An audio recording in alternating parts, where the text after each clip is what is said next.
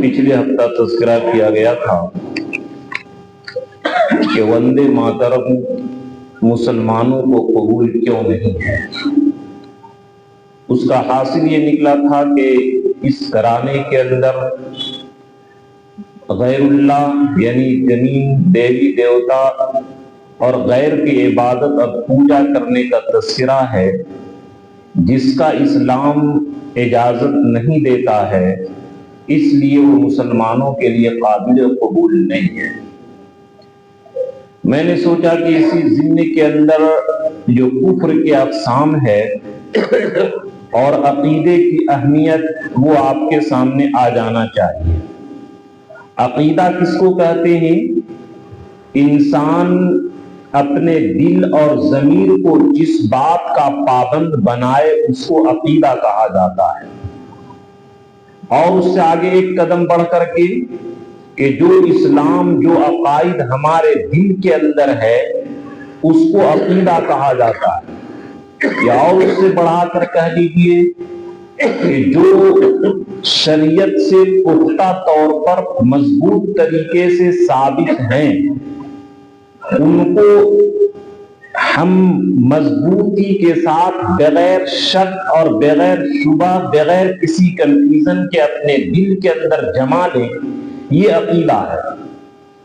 और अक़ीदा और अमल के अंदर फर्क ये है कि अगर किसी आदमी का किसी इंसान का अमल कमजोर हो तो वो एक न एक दिन जन्नत में जरूर जाएगा, बल्कि अगर किसी इंसान का अमल कमजोर है तो अल्लाह बख्शिश का मामला करके शुरू ही से जन्नत में दाखिल कर देंगे।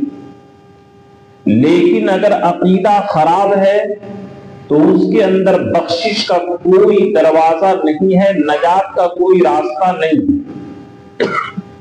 इसीलिए अक़ीदा बड़ी कीमती चीज है। उसका महल दिल को बनाया कि तुम्हारे जो अक़ीदा है इस्लाम का वो दिल के अंदर रहे, क्योंकि कीमती जैसे हम लोग सभी के घर वाले कि वॉशिंग मशीन है, लोहा है, टीना है, वो सब घर के बाहर पड़ा रहता है, लेकिन सोना, चांदी, हीरे, मोती, जवाहरात वो अलमारी के अंदर, फिर अलमारी के लॉकर के अंदर यानी बड़े महफूज तरीके से रखा जाता है।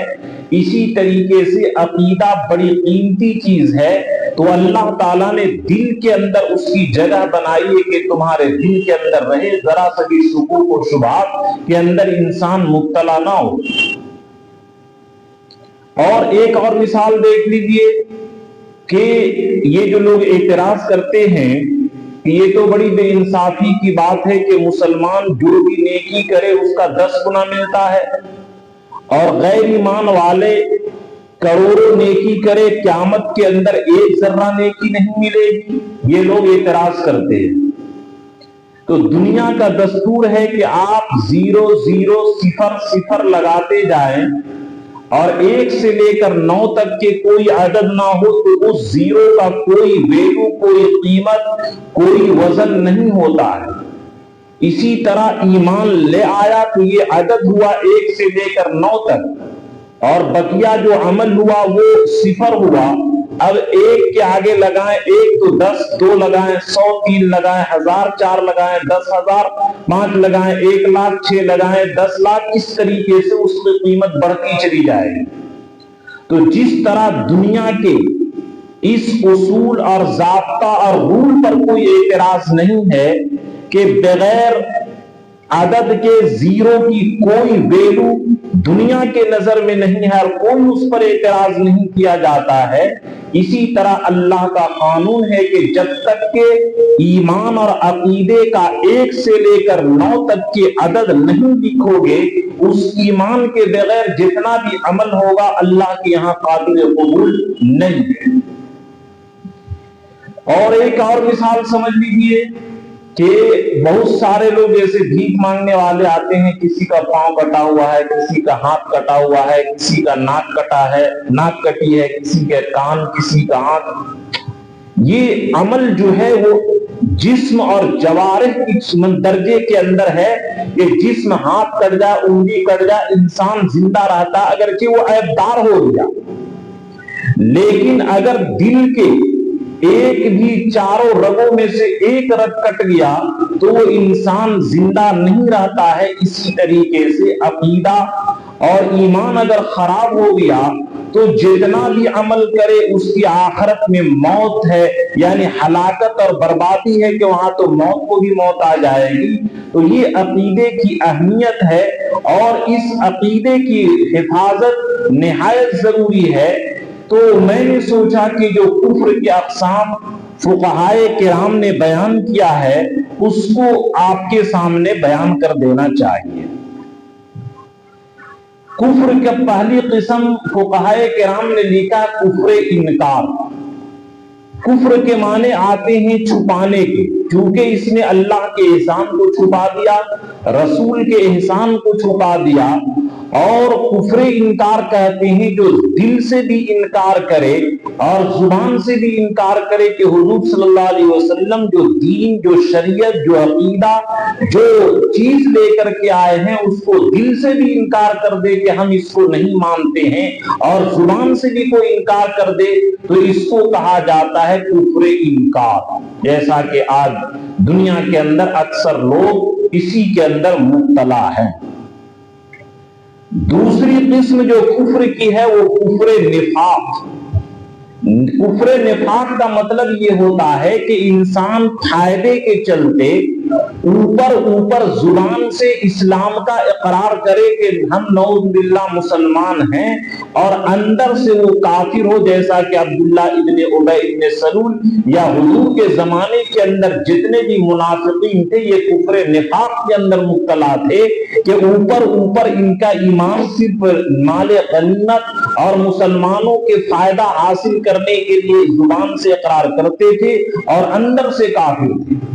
ان کا جرم چونکہ ڈبل ہے، ایک تو اللہ کے ساتھ بغاوت اور نافرمانی، اور دوسرا مسلمانوں کو دھوکہ دی۔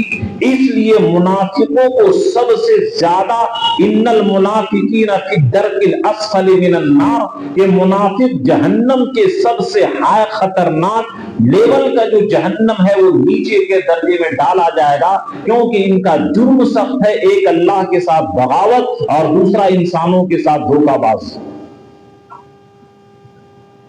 اب یہی بات کہ ایک بات یہاں پر یہ کنفیوژن دور کر لیا جائے، نفاق کی دو قسمیں ہوتی ہے، ایک نفاق اعتقادی جو کفر ہے، اور ایک ہے نفاق عملی، جیسے کہ حدیث میں آیا کہ آیت المنافق ثلاثۃ، کہ منافق کی علامت تین ہے، اذا حدث کذب، بات کرے تو جھوٹ بولے، واذا وعد اخلف، وعدہ کر کے وعدہ خلافی کرے، واذا تؤمن خان، اور جب امانت رکھی جائے تو خیانت کرے۔ تو یہ عمل کے اعتبار سے منافق ہے، وہ منافق نہیں ہوگا۔ جیسے کہ ہم بچوں کو ڈانٹتے ہیں کہ کیا عورتوں کی طرح بنتے سنورتے ہو، تو اس کا یہ مطلب نہیں کہ اس لڑکے کا عزم عورت سے، یہ مرد سے عورت کا بن گیا، یعنی وہ شان کے خلاف ہے کہ مرد کو مجاہد رہنا چاہیے، تم یہ کیا بنا سنگار کرتے رہتے ہو۔ تو اسی طرح مومن کے یہ کام ہونا ہی نہیں چاہیے، منافق کا کام ہے۔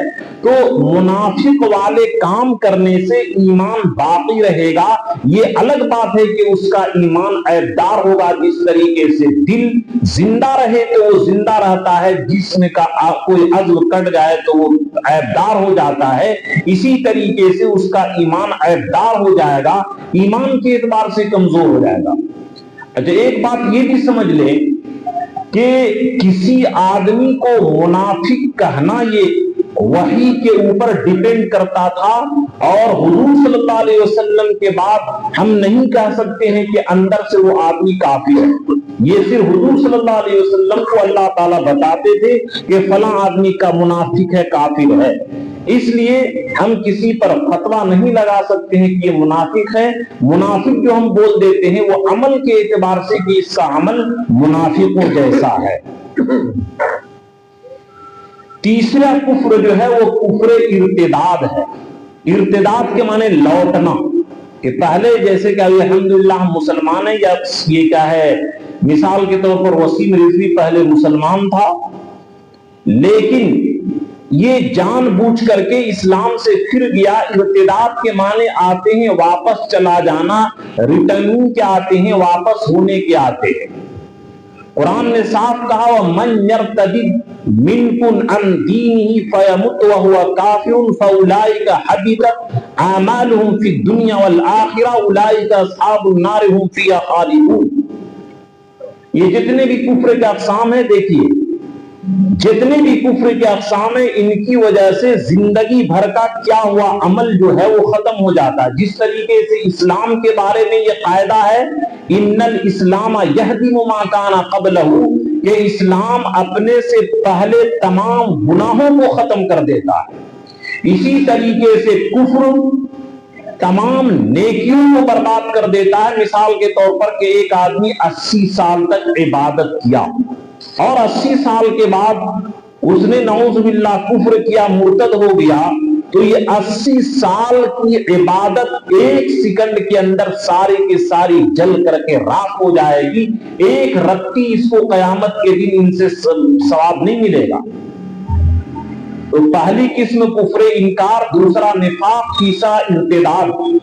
بخاری کے اندر بھی روایت ہے کہ من بدل دینہ فاقتلوہ، کہ جو آدمی اپنا دین بدل دے اس کو قتل کر ڈالو۔ یعنی اگر کوئی آدمی مرتد ہو جائے تو حکم یہ ہے، فقہ کی کتابوں میں لکھا ہے کہ اس کو 3 دن تک قید کر کے اسلام کے شکوک و شبہات کو دور کیا جائے گا۔ اگر 3 دن کے اندر اسلام لائے تو ٹھیک ہے، ورنہ چوتھے دن اس کو قتل کر دیا جائے، تاکہ یہ اسلام کی توہین نہ ہو اور اسلام کے خلاف لوگ جرأت نہ کریں۔ یہ شریعت کا حکم ہے۔ یہ 3 قسم ہو گئے۔ چوتھی قسم کفر شرک ہے۔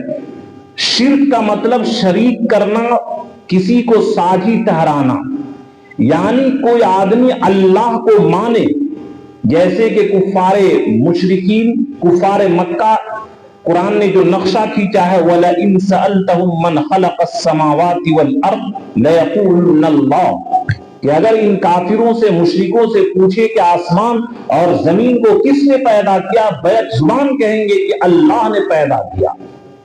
لیکن جو آدمی اللہ کو مانے لیکن اللہ کو مانتے ہوئے اللہ کی ذات میں شریک کرے، یا تو عبادت میں شریک کرے کہ جس طرح اللہ کی عبادت کی جاتی ہے، خانہ کعبہ کی طواف کیا جاتا ہے، مزاروں کا طواف کرنا، یا جس طرح اللہ کے لیے قربانی دی جاتی ہے بتوں کے نام پر، بزرگوں کے نام پر قربانی دینا، یعنی شرک کے جتنے اقسام ہیں، یا جیسے کہ عیسائی لوگ کہ نعوذ باللہ وہ 3 خدا مانتے ہیں، عیسیٰ علیہ السلام کو بھی، مریم کو بھی اور اللہ کو، 3 کو ملا کر کے وہ لوگ ایک معبود کہتے ہیں۔ یہ ان کی کیا ہے؟ تو اس طریقے سے وہ بھی مشرک ہو گئے۔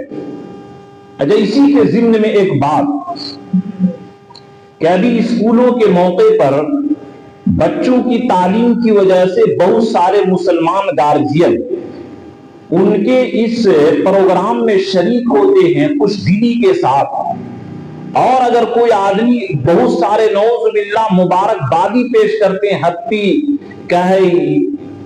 کرسمس ڈے وغیرہ، نعوذ باللہ اس طریقے سے جملے بولتے ہیں، ان کا عقیدہ یہ ہے کہ نعوذ باللہ عیسیٰ علیہ السلام جس طریقے سے ہم لوگوں کے اولاد ہماری ذات سے پیدا ہوئی، اسی طریقے سے نعوذ باللہ ان لوگوں کا عقیدہ ہے کہ اللہ کے بیٹے عیسیٰ علیہ السلام ہیں۔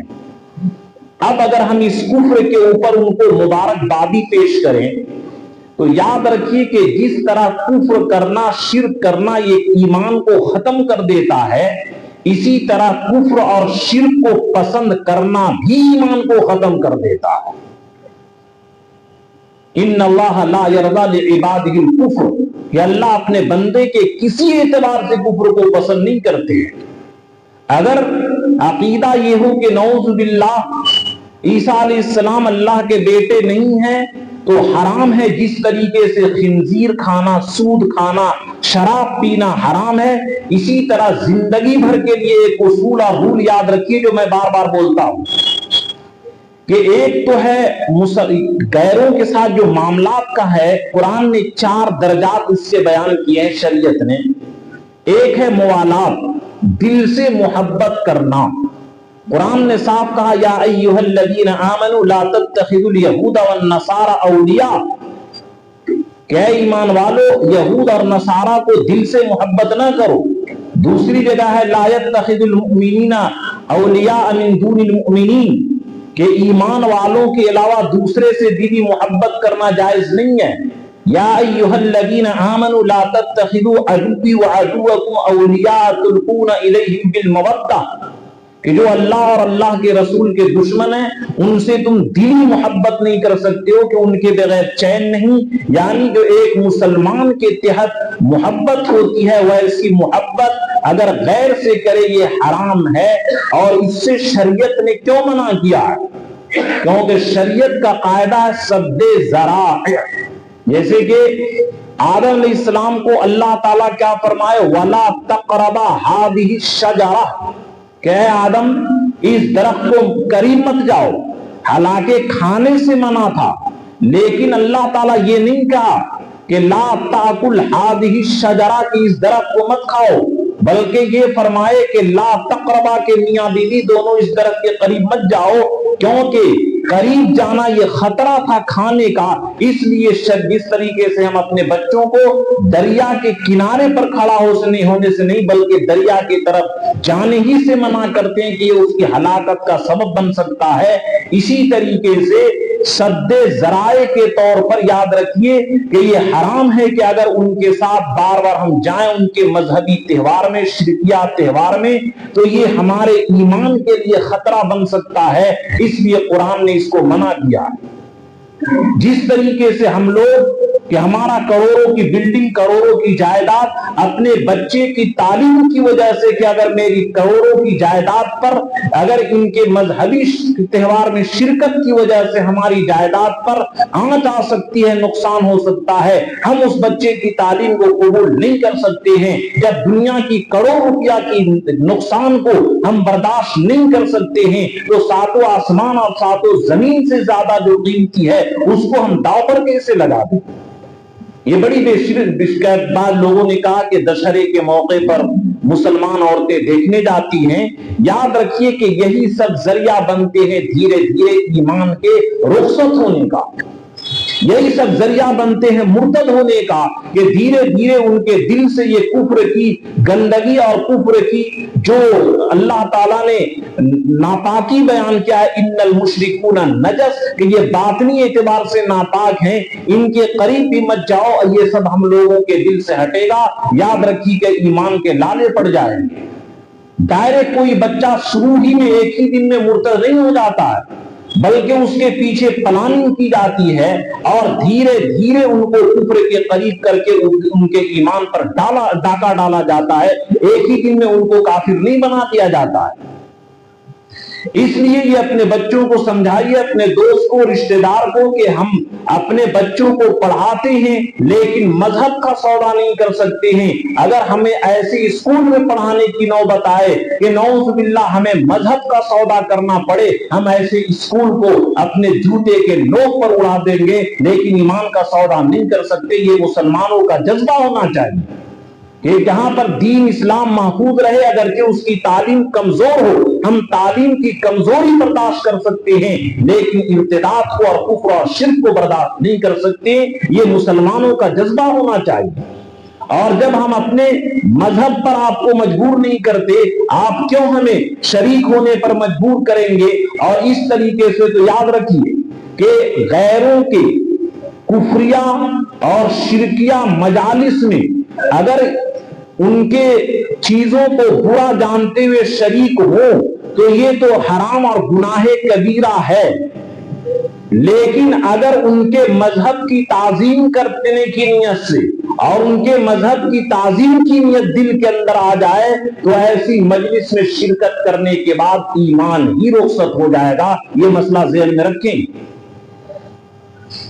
کہ اگر ان کے مورتی کو ہم عقیدت کے ساتھ پھول ڈالیں ان کے لیے کوئی حرج نہیں ہے، لیکن ہمارا مذہب اجازت نہیں دیتا کہ یہ بھی غیر اللہ کی عبادت کے، جیسا کہ میں نے پچھلے ہفتہ معنی بتایا تھا۔ عبادت کا مطلب ہوتا ہے کہ اپنے آپ کو ذلیل کر کے کسی ذات کو بڑا مان کر کے اس کی تعظیم اور تکریم کرنا، یہ عبادت ہے۔ تو اس لیے ہم بچیں. تو کہا بہرحال مسئلہ چل رہا تھا کہ چوتھی قسم شرک کہ اللہ کو مانتے ہوئے اللہ کی ذات میں کسی کو شریک کر دیں, یا اللہ کی صفات میں کہ جس طرح اللہ مشکل کو دور کرنے والا ہے, اللہ ضرورت کو پوری کرنے والا ہے, اسی طرح فنا دیوی دیوتا یا فنا بزرگ فنا ولی یہ دور کرتا, یہ شرک کی صفات ہو گیا, شرک کی قدرت ہو گیا. یا یہ عقیدہ رکھنا کہ جیسا کہ اللہ کو علم ہے اسی طرح ہمارے بزرگوں کو ان کے برابر علم ہے, یہ شرک فی العلم ہو گیا. تو یاد رکھیے کہ جس طریقے سے کفر انکار کفر ہے, کفر نفاق کفر ہے, کفر ارتداد کفر ہے, کفر شرک یعنی اللہ کی ذات صفات عبادت قدرت میں اللہ کے شریک کرنا, چاہے جس طریقے سے یہ کفار مکہ کے لیے حکم تھا اسی طرح قیامت تک کے لیے حکم یہ قرآن کا باقی ہے کہ صرف اللہ کو مان کر کے ہم اللہ کے ساتھ دوسرے کو شریک کریں. جس طرح وہ ایمان سے نکل گئے تھے, اگر نعوذ باللہ ہم بھی اس طریقے سے اللہ کی ذات صفات علم قدرت عبادت کسی چیز میں اللہ کے ساتھ شریک کریں تو یاد رکھیے بھلے دنیا کے نظر میں ووٹر لسٹ میں ہم مسلمان ہیں, لیکن قیامت کے دن ہمیشہ اولئک حبطت اعمالهم فی النار هم خالدون, یہ ہمیشہ ہمیں جہنم میں رہیں گے. یہ کسی مفتی یا حدیث کی بات نہیں, ڈائریکٹ قرآن کی بات ہے. پانچویں قسم ہے کفر کتابی. کفر کتابی کا کیا مطلب کہ جن کو کتاب کیا ہے, کوئی بھی توریت زبور انجیل جو بھی کتاب ملے وہ لوگ اپنے زمانے کے اندر مسلمان تھے, جیسے کہ موسیٰ علیہ السلام کے ماننے والے اپنے زمانے میں مسلمان تھے, عیسیٰ علیہ السلام کے ماننے والے اپنے زمانے کے اندر مسلمان تھے. لیکن جب حضور صلی اللہ علیہ وسلم تشریف لائے, قرآن آیا, تو سب کو حکم ہوا کہ اب جو چلے گا قانون اور مذہب اور دین وہ اب حضور صلی اللہ علیہ وسلم کی شریعت چلے گی. تو جس طریقے سے مثال کے ذریعے میں سمجھا دیتا ہوں کہ جس طریقے سے 500 اور 1000 کا نوٹ پہلے چلتا تھا, لیکن جب سے یہ حکومت نے بند کر دی تو اب اگر اس 500 اور 1000 کے نوٹ کو چلاتے ہیں تو مجرم ہوں گے, اس کا کوئی ویلو نہیں ہے. اسی طریقے سے جب تک کہ حضور نہیں تشریف لائے تھے, جب تک کہ شریعت محمدیہ کا نفاذ اور اجرا نہیں ہوا تھا, اس وقت ان کی دین قابل قبول تھا. لیکن اب حضور کے آنے کے بعد اگرچہ وہ اپنے مذہب پر مضبوطی کے ساتھ عمل کریں لیکن حضور کا انکار کر دیں تو یہ کفر کتابی ہیں, یہ بھی ہمیشہ ہمیشہ کے لیے جہنم کے اندر رہیں گے. کہ جس طریقے سے ہاں یہ الگ بات, جیسے کہ مثال کے طور پر کہ وہ 500 اور 1000 کے نوٹ کے ذریعے پہلی جتنی چیزیں آپ خریدے ہیں تو یہ نہیں کہ اس کو ختم کر دیا جائے گا, بولڈوزر چلایا جائے گا, نہیں, وہ ٹھیک ہے اپنی جگہ پر. جب سے یہ نیا نوٹ آیا اور اس کو منسوخ اور ریجیکٹ کیا گیا, اس طریقے سے اس کے بعد اس کا چلن نہیں ہوگا. یہاں تک کہ عیسیٰ علیہ السلام جب قیامت کے قریب آئیں گے اپنے عہدے پر نبوت کے اوپر وہ باقی رہیں گے, ان کی نبوت باقی رہے گی, لیکن اپنی شریعت پر وہ عمل نہیں کریں گے بلکہ حضور صلی اللہ علیہ وسلم کے شریعت کے مطابق عمل کریں گے اور اسی کے مطابق فیصلہ کریں گے. تو یہ بھی یہ کفر کی پانچویں قسم کفر کتابی, یہ اپنی کتاب کو ماننے کے ساتھ ساتھ اگر حضور کے دین کا انکار کریں تو وہ بھی ہمیشہ ہمیں جہنم کے اندر رہیں گے. چھٹی قسم جو ہے کفر دہری. دہر کے معنی آتے ہیں زمانہ, یعنی بعض لوگوں کا جو عقیدہ ہے کہ نعوذ باللہ اس دنیا کے نظام کو اللہ تعالیٰ نہیں چلاتے بلکہ زمانے کے حوادثات یہ انسان خود بخود بنا اور خود بخود کیا ہے پیدا ہوا, اور یہ زمانے جو ہے وہ نظام دنیا کے نظام کو چلاتا ہے, اللہ نہیں چلاتا ہے. اس کو کہا جاتا ہے دہریہ. دہر کے معنی زمانہ, ان کو دہریہ اس لیے کہا جاتا ہے کہ یہ لوگ اللہ کی قدرت سے ہونے کے بجائے یہ لوگ زمانے کی طاقت سے دنیا کے نظام کے چلنے کا عقیدہ رکھتے ہیں, اس لیے ان کو دہریہ کہا جاتا ہے. تو کفر کی یہ چھٹی قسم دہریہ जहरिया हो गए। सातवीं किस्म मुअत्तली, यानी जो अल्लाह के वजूद ही का इनकार करे, जैसा कि अभी मुफ्ती शमाइल अब्दुल्ला नदवी साहब दामत बरकातहू का जावेद अख्तर मुल्हिद के साथ ये जो नास्तिक कहते हैं कि अल्लाह के वजूद ही का इनकार कर रहे थे कि नऊजुबिल्लाह अल्लाह नहीं है, तो जिस तरीके से ये जावेद अख्तर मुल्हिद काफिर है, इसी तरीके से इनके मुताबिक ये जितने भी अकीदा रखने वाले हैं कि नऊजुबिल्लाह अल्लाह नहीं है, ये भी शिर्क है। और अल्लाह के बराबर किसी को समझे, ये भी शिर्क है। अल्लाह के इबादत की तरह दूसरे के लिए इबादत इख्तियार करे, ये भी शिर्क है। ये अकीदे का मसला बड़ा अहम है, जैसा कि शुरू गुफ्तगू में मैंने कहा कि ये अकीदा बमंजिले दिल के है कि जिस तरह दिल का एक रग कट जाए इंसान जिंदा नहीं रह सकता है, रहा अगर उसके हाथ पैर कट जाए वो जिंदा रह सकता है। आमाल की कमी को तो अल्लाह बर्दाश्त करते हैं, लेकिन अकीदे की कमी को अल्लाह ताला बर्दाश्त नहीं करेंगे। इन्नल्लाह ला यगफिरु अन युशरका बिही व यगफिरु दून ज़ालिका लिमन यशा। क़यामत के दिन शिर्क का एक जर्रा और एक रत्ती के बराबर भी माफी नहीं है। आठवीं किस्म ज़ंदका है। जिंदीक कहते हैं कि जो इस्लाम का इकरार करे, यानी जिंदीक का मिसाल ये समझ लीजिए कि जो पेशाब के शीशी पर अतर का लेबल और मार्का लगाकर के फरोख्त करे, ये है जिंदीक। कि ऊपर से दीन का लिबास पहन लिया और अंदर से उसके अकीदा कुफरिया है।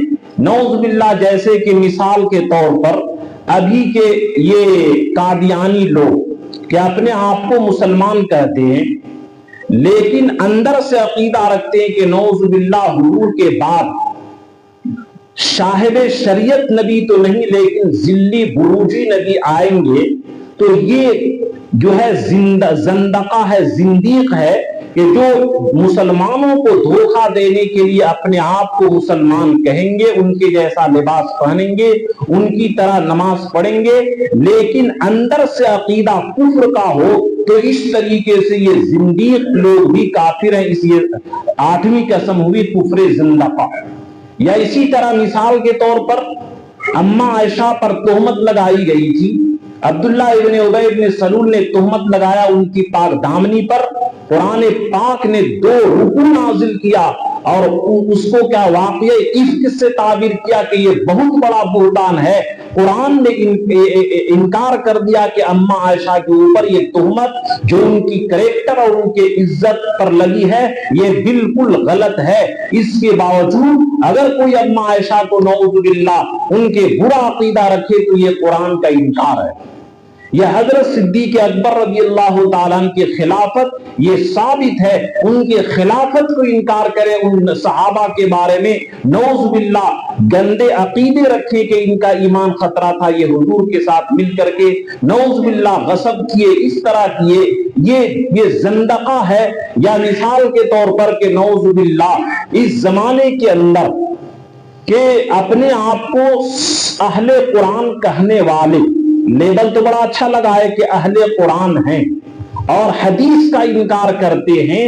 हालांकि ये हदीस का इनकार कुरान का इनकार है, इसलिए कि कुरान ने ये सनद दी है वमा यंतिकु अनिल हवा इन हुवा इल्ला वहयुन यूहा, कि अल्लाह के नबी जो भी बोलते हैं अपने तरफ से एक जर्रा नहीं बोलते, सारी बात उनकी अल्लाह की तरफ से है। जिस तरह कुरान का मानना ये जरूरी है, इसी तरीके से हदीस का मानना ये भी जरूरी है।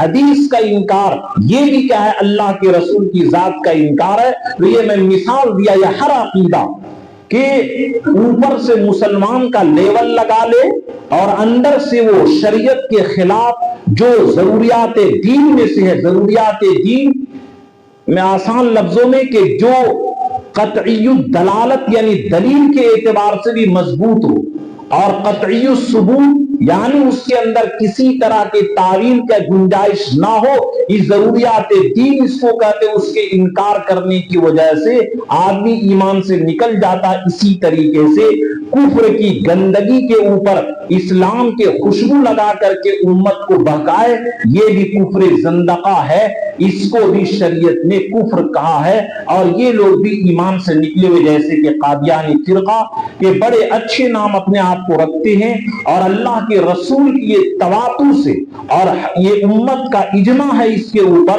कि अल्लाह के नबी के बाद इसी तरह की कोई नबूवत नहीं है, इसलिए कादियानी काफिर, ये कुफ्र ज़ंदक़ा की मिसाल हो गई। एक है कुफ्र जहूद। जहूद के माने आते हैं इनकार करना, कि आदमी दिल से यकीन रखे कि ये शरीयत हक है और अल्लाह की जात हक है, लेकिन इनात की बुनियाद पर वो इनकार करे, जैसे कि इब्लीस शैतान जो सबसे कायनात का पहला काफिर है, इसको यकीन था कि अल्लाह की जात हक है, अल्लाह की शरीयत हक है, लेकिन अपने गुरूर और घमंड की बुनियाद पर इसने अल्लाह से मुकाबला आराई किया और इसने कुफ्र किया। इसको कहते हैं कुफ्र जहूद। इसी तरह यह मसला भी इस जमाने के अंदर नाफिज होगा कि अगर कोई मुसलमान इस्लाम को हक समझे, लेकिन उसके बावजूद अगर नऊजुबिल्लाह शरीयत का इनकार करे, नमाज का इनकार करे, तो ये भी आदमी ईमान से निकल जाता है। तो जिस तरीके से हमारा दिल कहता है कि अल्लाह एक है, शरीयत हक है, इस्लाम हक है, इसी तरह जुबान से भी कहे, ये भी जरूरी है। और नंबर 10 कुफ्र इनाद। कुफ्र इनाद का मतलब होता है, इनाद का माने हठधर्मी, जिद्दी, दुश्मन। जैसे कि हिरकल बादशाह के पास अल्लाह के रसूल खत लिखे कि मैं मोहम्मद सल्लल्लाहु अलैहि वसल्लम नबी हूं। हिरकल जो है बादशाह के दरबारियों को जमा किया और हिरकल ने हुजूर सल्लल्लाहु अलैहि वसल्लम की तारीफ किया और हुजूर सल्लल्लाहु अलैहि वसल्लम की ये दीन इस्लाम की तारीफ किया, हक़ानियत को जाहिर किया। लेकिन जैसे ही इसने इस्लाम की हक़ानियत को जाहिर किया, दरबारी लोग और मुल्क के लोग उनके खिलाफ हो गए। तो हिरकल कहा कि नहीं नहीं, मैं इस्लाम को नहीं मानता हूं। अगरचे इस्लाम का वो दिल से, जुबान से भी इकरार किया था, दिल से भी इकरार किया था, लेकिन अपनी हुकूमत बचाने के लिए और ये उसने जुबान से इनकार किया। इसको कहते कुफ्र इनाद, ये भी कुफ्र के अंदर दाखिल है। और ये 10 किस्म तो अल्लामा अनवर शाह कश्मीरी रहमतुल्लाह अलैह किताब लिख के इकफारुल मुल्हिदीन उसके अंदर शामिल किया। लेकिन इस जमाने के अंदर जो हालात देखे जाते हैं, एक है कुफ्र मफादी, कि नौज़ बिल्लाह किसी को नौकरी नहीं मिल रही है, किसी मुल्क का वीजा नहीं लग रहा है, तो वहां पर अपने आप को कादियानी लोग लिख देते हैं, अपने आप को नौज़ बिल्लाह काफिर लिख देते हैं। या बाद दोस्त रांची में बताए कि उनको अल्लाह ने पैसा दिया है और मालदार गैर मुस्लिमों की मजलिस में जाते हैं तो अपने इस्लाम को छुपा करके अपना नाम काफिरों वाला रख करके काफिरों जैसा बर्ताव करते हैं। इसको कहा जाते कुफ्र मफाद, मफाद परस्ती, फायदे के चलते नऊजुबिल्लाह इस्लाम को छुपा करके कुफ्र इख्तियार करना, ये कुफ्र मफादी है। ये कुफ्र की 11 अक़साम का बयान आपके सामने आया कि अगर ये जिस तरीके से भी इंसान कुफ्र करे वो इस्लाम से निकल जाता है। और जैसा कि बार बार मैं अर्ज कर रहा हूं कि अकीदा बमंजिले दिल के है और आमाल बमंजिले जिस्म के है। जिस्म का कोई हिस्सा कट जाए अगर कि वो ऐबदार हो जाता है, हम अपनी लड़की को ऐसे लूढ़े लड़के से, अंधरा लड़के से, काना लड़के से निगाह नहीं, ऐबदार वो हो गया लेकिन जिंदा वो है। इसी तरीके से गुनाह करे, कयामत के दिन या तो अल्लाह ताला शुरू से माफ करके जन्नत में दाखिल कर देंगे या उसको सजा भुगतने के बाद उसको जन्नत में दाखिल करेंगे। लेकिन अकीदा दिल का मामला है, उस जिस तरीके से दिल का एक रग भी कट जाए वो जिंदा नहीं रह सकता। इसी तरीके से ये कुफ्र के 11 किस्मों में से जो भी किस्म को इख्तियार किया, याद रखिए कि इनकी वजह से वो ईमान से निकल जाता है। बल्कि क्योंकि बात चल रही है, अगर टाइम हो गया, आम तौर पर ईमान से जो आदमी निकलता है वो 5 वजह से। नंबर 1 इनकार। जैसे कि नऊज़ बिल्लाह बहुत सारे मुसलमान इस जमाने के अंदर सूद को हलाल कहते हैं, या बहुत सा बाज लोग बियर वगैरह को हलाल कहते हैं। तो याद रखिए कि जिस चीज को शरीयत ने, जिसको कतई दलील यानी मजबूत दलील से जिसकी हुर्मत साबित हो, हराम होना, और उसको आदमी इनकार करे, या मिसाल के तौर पर शरीयत के एक रुकन को, एक सूरा को इनकार कर दे, तो इनकार की वजह से इंसान ईमान से निकल जाता है। दूसरी चीज इस्तेहलाल, यानी जिसको शरीयत ने हराम किया है उसको हलाल समझने से, या जिसको हलाल किया उसको हराम समझने से, इससे भी ईमान से आदमी निकल जाता है। तीसरी चीज इस्तिग़फ़ाफ़ यानी तौहीन करना। जैसे मिसाल के तौर पर मिसवाक करना, ये सुन्नत मुस्तहब है, यानी ना करेगा तो क़यामत के दिन कोई अजाब नहीं होगा। लेकिन मिसवाक का मजाक उड़ाए, क्या शैतानों का डंडा करता है, इस तरीके से जुमला बोले। या हम जिस जमाने में मुफ्ती का कोर्स कर रहे थे तो फतवा आया, मुफ्ती साहब हमको लिखने के लिए दिए कि एक औरत अपने शौहर को, क्या शैतान की शक्ल में तुम दाढ़ी रखते हो, शैतान जैसे लगते हो, दाढ़ी रखना ये शैतान का काम है। तो जो भी लिखा गया वो बात की मसला है। तो शरीयत की तौहीन करना, हल्का समझना, अगरचे वो अमल के एतबार से मुस्तहब है, लेकिन जैसे कि माला बुद्धा मिन्हो के अंदर मसला लिखा है कि अगर हुजूर सल्लल्लाहु अलैहि वसल्लम की बाल को मूयश कहा रही है तो थोड़ी सी बाल है, तो हुजूर की जात को, हुजूर की सुन्नत को अगरचे अमल करना वाजिब नहीं उसके ऊपर, लेकिन शरीयत के एक मामूली हुक्मों को खफीफ समझना, जलील समझना, हल्का समझना, उसकी तौहीन करना, ये ईमान से निकालने के लिए काफी है। इसलिए क्या मेरे दोस्तों बचें। यार ये सुन्नत ही तो है, नऊज़ बिल्लाह, ये अंदाज गलत है कि सुन्नत ही तो है। अगरचे सुन्नत पर अमल करना वाजिब नहीं है, लेकिन सुन्नत की तौहीन और सुन्नत को घटिया समझना, ये ईमान के लिए खतरे की बात है। इसी तरह इस्तिहज़ा कि कोई नमाज की मजाक उड़ाए, कोई आदमी अजान देने को मजाक उड़ाए, इस तरीके से उसकी बुरी नकल करे, ये भी ईमान के लिए खतरे की बात है। और एक है तावील बातिल, जैसे कि कादियानी लोग खातिमुन नबीयीन के माना के अंदर कि हम नबी सल्लल्लाहु अलैहि वसल्लम को आखिरी नबी मानते हैं, लेकिन जो नबी की पैरवी करता है उसकी बरकत से अल्लाह ताला एक नबूवत को जारी कर देते हैं। यह है तावील बातिल, जो जिंदगा के अंदर मैंने मिसाल पेश किया कि इन तमाम असबाब की वजह से ईमान से निकल करके आदमी कुफ्र के अंदर दाखिल हो जाता है। इसलिए मेरे दोस्तों इन तमाम चीजों से बचें। अल्लाह तबारक ताला हम सबों के ईमान की हिफाजत फरमाए, कुफ्र की तमाम अक़साम और तमाम असबाब से हिफाजत फरमाए, ईमान कामिल पर खात्मा नसीब फरमाए। आमीन व आखिरु दावाना अल्हम्दुलिल्लाहि रब्बिल आलमीन।